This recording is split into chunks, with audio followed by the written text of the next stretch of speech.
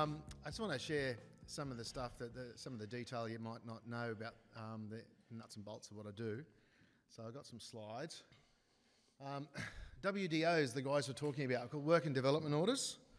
It's a way that people come along and first engage, typically. Not every single person that comes to both courses, Sorted and Empower, actually have fines to shrink away. Sometimes the fines are also completely gone.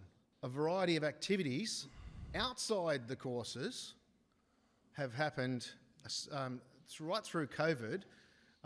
There are people in this room, some on the screen, who have kept this church site clean, COVID ready, COVID equipped. We've put up all the laminating of signs and putting them back up when we went to 2 square metres and then back to 4 square metres. A lot of that stuff, that burden has been shared with guys and girls just shrinking fines. $30 an hour comes off their fines from voluntary work. And when they come and do the courses, it's classed as education, amazingly with me running it, and it's $50 an hour, right? So if guys come to Sorted 2 hours on a Monday and then hang around for the Bible study also is considered part of the course. There's 4 organisations since my involvement with these work and development orders, and I've had some involvement with getting each of these places set up, so that's the current figure. If I had the May figures from each of the organisations, the other churches and that, it'd be getting closer to $500,000 worth of fines wiped away permanently.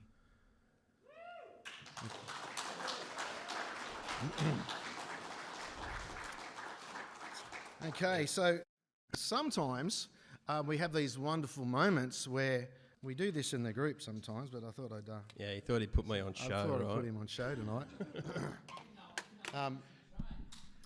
Chris has wiped something in the order of $10,000 of fines.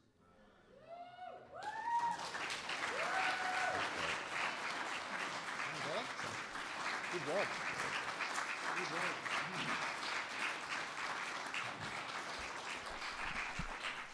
Thanks, guys. All good. So, I just want to run through a couple of other things too. When I first got into chaplaincy, I thought, it'd be pretty simple.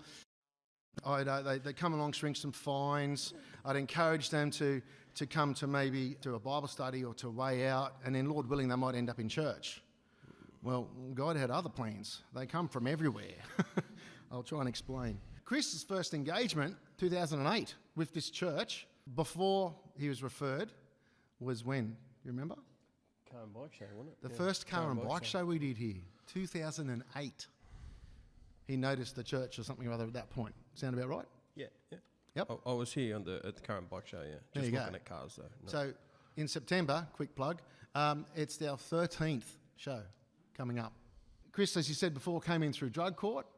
I referred to myself. He's since been part of Way Out.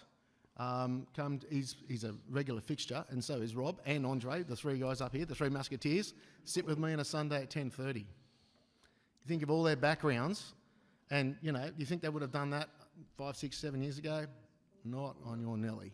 Chris has had the opportunity to go to SweatCon, a training conference, Christian training conference, the course, the fines, Bible study, all that sort of stuff. Even when I was running Way Out at another location for a couple of years back there, he was coming over there helping prepare the meal.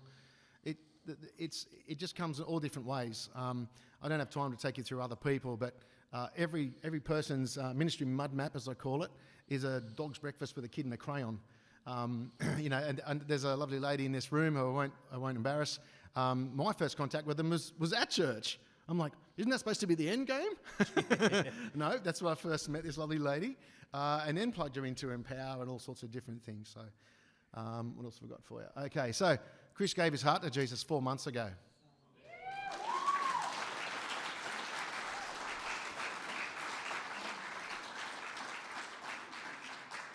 And his fines are gone. Zeroed, as of yesterday. Yeah. Chris was here. I'm heaps proud of this guy, my friend. You can't work, like Chris said, you can't care for these guys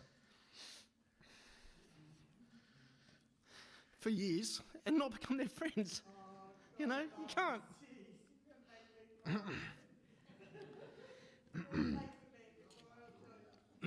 So, yeah, you can't do that. You become their friends, and it's a privilege.